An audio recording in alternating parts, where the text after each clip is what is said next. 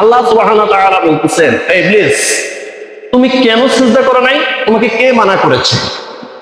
এখন আল্লাহ রাব্বুল আলামিন এই ইবলিসকে যে প্রশ্নটা করেছে, ইবলিস কি জবাব দিয়েছে, এই আল্লাহর সাথে ইবলিসের কি কথোপকথন হয়েছে, আল্লাহর সাথে ইবলিসের কি ডায়ালগ হয়েছে, এটাও আল্লাহ পাক এখানে উল্লেখ করে দিয়েছেন।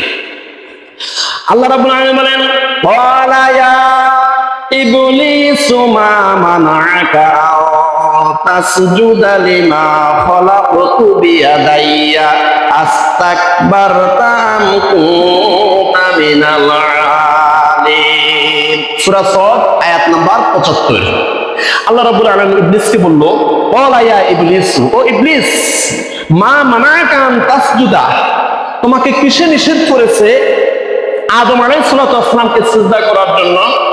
আদম আলাইহিস সালাতু ওয়াস সালামকে সিজদা করতে, সম্মান করতে তোমাকে কিসে নিষেধ করেছে?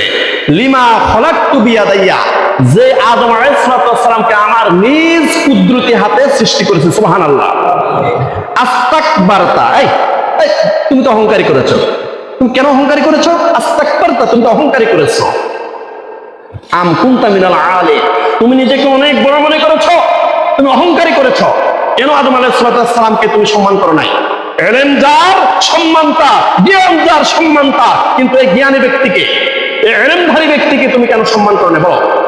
তখন শয়তান কি জবাব দিয়েছে শুনেন, ক্বালা আনা খায়রুম মিনহু খালাকতানি মিন নার ওয়া খালাকতাহু মিন তিন। সূরা সদ আয়াত নাম্বার 76। তখন শয়তান বলল, ক্বালা আনা খায়রুম মিনহু, আমি আদম আলাইহিস সালাম থেকে উত্তম। নাউজুবিল্লাহ বলেন।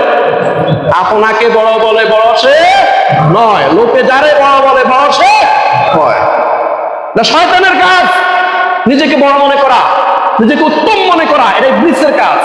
বলা আনা খায়রুম মিনহু, আমি আদম আলাইহিস সালাম থেকে উত্তম। এটা কে বলেছে? শয়তান বলেছে। কে বলেছে?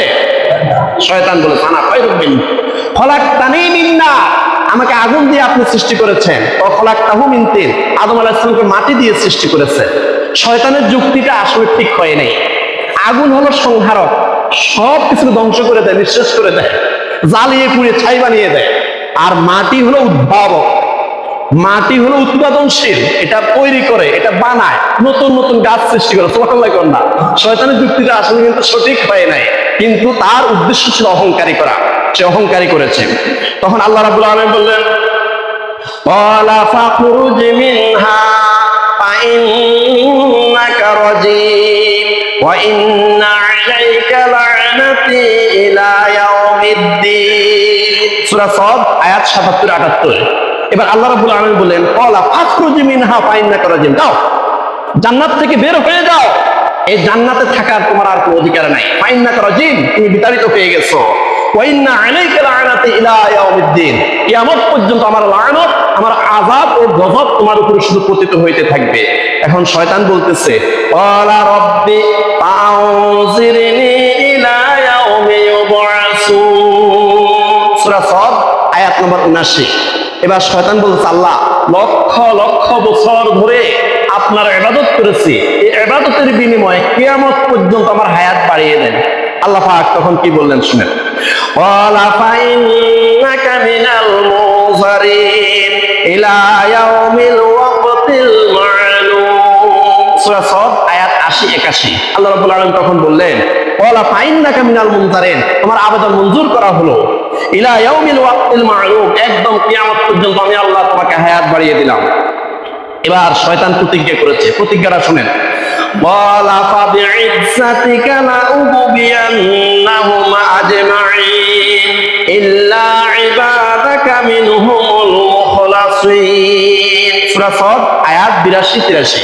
এবার শয়তান বলতেছে, ক্বালা ফাবি'iজ্জাতিকা, আল্লাহ আপনার ইজ্জতের কসম দিয়ে বলতেছে, শয়তান বলতেছে, ইবলিসে বলতেছে, ফাবি'iজ্জাতিকা, আপনার ইজ্জতের কসম দিয়ে বলতেছি, লাউগবিয়ান্নাহুম আজমাঈন, যে আদম আলাইহিস সালামকে সিজদা না করার কারণে, সম্মান না করার কারণে আমি জাহান্নামী হয়ে গেছি, এই আদম সন্তান যা আছে সবাইকে আমি জাহান্নামী করে ছাড়বো, তাদেরকে আমি কুপ্ররোচনা দিয়ে দিয়ে তাদেরকে আমি জাহান্নামী করে ছাড়বো।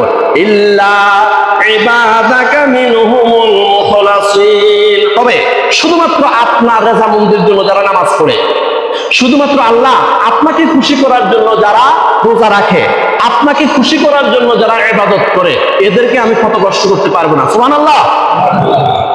তাহলে আমাদের কুল ইন্না সলাতি ওয়া নুসুকি ওয়া মাহইয়ায়া ওয়া মামাতি লিল্লাহি রাব্বিল আলামিন, আমাদের যত ইবাদত সবগুলো একজনকে খুশি করার জন্য করতে হবে। তিনি কে?